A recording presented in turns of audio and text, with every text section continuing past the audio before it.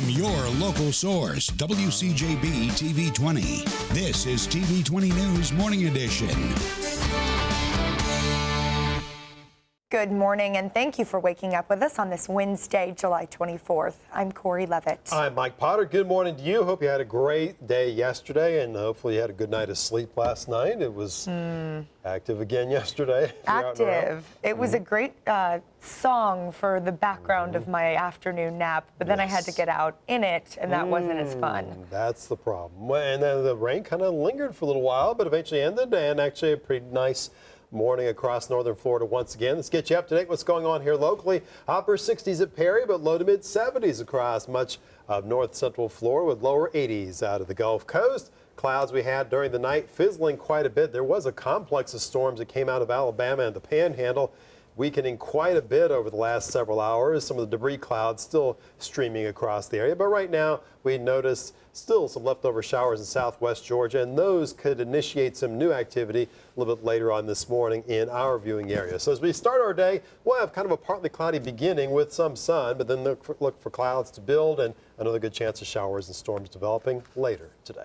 So hopefully you didn't leave your umbrella anywhere in the community yesterday. Right. I've seen some of that going on, by the way. That's true. I'm sure there's lots of umbrellas with no homes. That's right.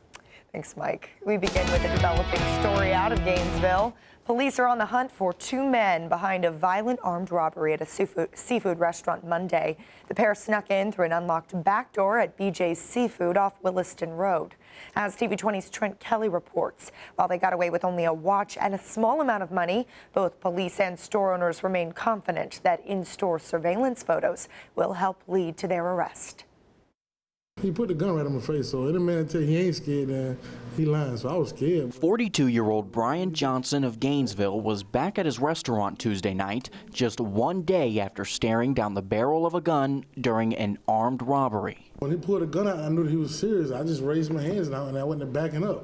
Around 8 o'clock Monday night, Johnson says both he and his employee, J.R. Purnell, were startled to find two men standing inside their kitchen, one of them armed with a gun and wearing a mask. I see two guys, and first I looked at them like, hey, what's up? And that's when they told me to give it up. Give up what? Man, we sell crabs, man. I'm like, what, you want some crabs? He came in right here through that door. Purnell was preparing a meal when he heard the men come in through the back door. The first thing he noticed was the gun. All I can think about is my three kids, man. You know, I got three younger kids, and all I think about daddy need to be there for them. After not responding quickly enough to their demands, Johnson was pistol whipped and fell backwards on top of Purnell. As this in-store surveillance video shows, the two men grabbed Johnson's watch and $40 out of Purnell's pocket before running away. Now police are hoping someone identifies these men. You can actually see the faces. If you know the people, then you would definitely recognize them. Gainesville police say these types of violent robberies have been on the decline as of late. Nevertheless, Johnson plans on installing more security cameras and says he doesn't plan on letting this experience affect him. I mean, of course it's gonna hurt me, but you know, I got to work, I got to pay bills. Both men are believed to be between 17 and 20 years old, standing between 5'6" and 5'8" inches tall in height. A woman is behind bars accused of animal cruelty in Putnam County after investigators say she abandoned a dog and a litter of 6 puppies on the side of the road. Only 2 dogs out of 7 are alive in the case. We want to warn you, some of the images may be disturbing. The animals were so sick that most did not survive. The Putnam County Sheriff's Office received a call Monday regarding the animals on the side of the road in Willaca. The dog and 4 of her pit bull-hound mixed puppies have since died, including one yesterday. And less than a day after that, sheriff's deputies did arrest 27-year-old Deandra Millage on 5 counts of animal cruelty. Deputy Paula Priester says there are measures in place to prevent crimes against animals in the county. Last year we did offer free vouchers to residents of Putnam County to have their dogs spayed or neutered. We were only given a certain amount of those vouchers, and when they ran out we didn't have any more to offer, but we will be getting those again this year, and it will include cats also. The vouchers are being distributed based on household size and income.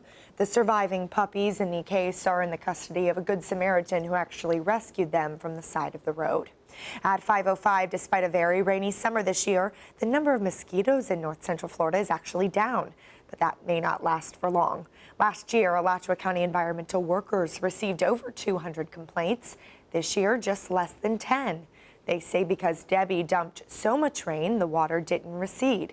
So mosquitoes had ample time to lay eggs and the population exploded. This year, because of steady rainfall, there was enough time for the grounds to dry out. So mosquitoes could not breed as effectively. And experts say that won't last long, though, if the steady rainfall continues. We are in the height of mosquito season. We're seeing disease transmission is occurring in the county. We've seen it in our sentinel chickens. We've seen it in a horse. We know mosquito populations are increasing. Dennis says residents can remove standing water in flower pots and tires and also on boat covers, so insects have nowhere to lay their eggs. He also says if you have pools, to make sure the pH balance is correct so that mosquitoes are not able to breed. State Representative Keith Perry is throwing his weight behind an effort to get the state to examine billing practices of Gainesville Regional Utilities. A complaint over how GRU is using its rate stabilization fund was filed with the Public Service Commission by a resident and a business owner. GRU has been overcharging customers to soften the impact of the cost of the new biomass power plant. The fund was last reported to have reached $26 million. The PSC does not approve rates set by municipal utilities, but Perry, a business owner himself, called on the agency to make sure GRU's rates are, quote, fair and non-discriminatory. Happening around the state, a Central Florida man says his name has made him an unlucky target for nasty phone calls. His name is George Zimmerman, but unlike his namesake, the Methodist preacher spells his last name with 2 N's. But that hasn't stopped people from calling his home at odd hours with threats. He says he's gotten so many calls, he's been forced to call the local sheriff's office for help. Zimmerman says it began the night the other George was acquitted in the shooting death of Trayvon Martin. Someone called and cursed him out. That is not good. Yeah. That kind of shook me because I was in a deep sleep and it woke me up and I'm thinking, oh God, Sunday morning I got to go to church in 3 hours. Zimmerman says he's taking it in stride when they call. He points out he's not that George Zimmerman. He says if venting makes people feel better, he can live with it. In Jacksonville, a man narrowly escapes a roof collapse while fueling up at a gas station. Edwin Lopez was standing on the driver's side of his truck, pumping gas when a strong burst of wind started blowing everything around him down. Lopez says he sprinted to safety, hearing the sounds of crumpled metal just a few yards behind him. All of a sudden, the wind started kicking up, so I looked up and I saw the roof going up, so started looking and all of a sudden just came down, so I ran. But it almost got me. Got lucky, real lucky. Officials say yesterday's stormy weather is to blame. The strong winds also knocked down a number of trees and power lines. Lopez says he's grateful no one was injured, especially not him. How scary. Well, coming up in 3 minutes, it seems like common sense. Don't leave anything living inside a car during summer heat, but it does happen.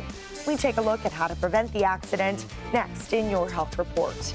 Then later in our show, in the hot seat again, disgraced Congressman Anthony Weiner is caught up in another scandal. Stay tuned. It's 5:09.